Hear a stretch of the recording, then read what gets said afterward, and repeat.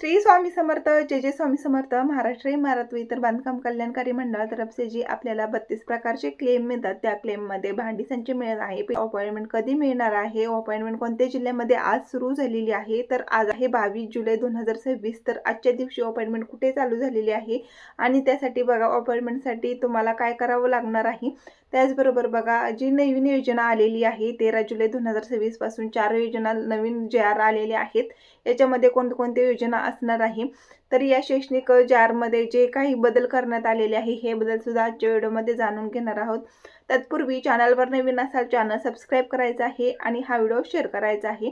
तर भारत व इतर बांधकाम कल्याणकारी मंडळातर्फे जी पेटी संच मिळत आहे, इसेन्शियल्स किट आणि भांडी संच मिळत आहे.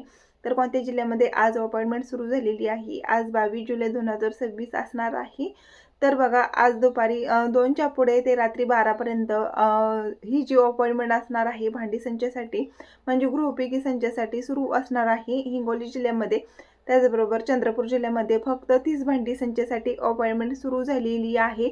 अपडेट बघा, अपडेटनुसार ही जी माहिती असणार आहे तर कामगारांसाठी मोठी असणार आहे, खुशखबर असणार आहे. तुम्ही अजूनपर्यंत गृहोपयोगी संचासाठी तुम्ही अर्ज केलेला नसेल किंवा मग फॉर्म भरलेला नसेल तर नक्कीच तुम्ही आजच तुमची अपॉइंटमेंट बुक करू शकता.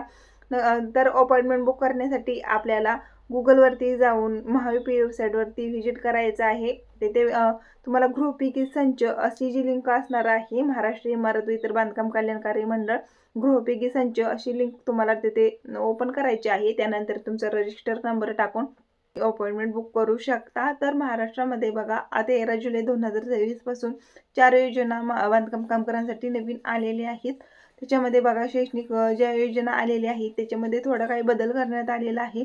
परंतु बघा 1ली ते 8वीच्या मुलांपर्यंत वार्षिक अनुदान जे असणार आहे तर ते 10,000 रुपये ठरलेलं होतं आणि 9वीच्या मुलांना ते 20,000 रुपये असणार आहे आणि 11वीच्या मुलांना 25,000 रुपये अशी वार्षिक अनुदान असणार आहे, तर ते मिळणार आहेत.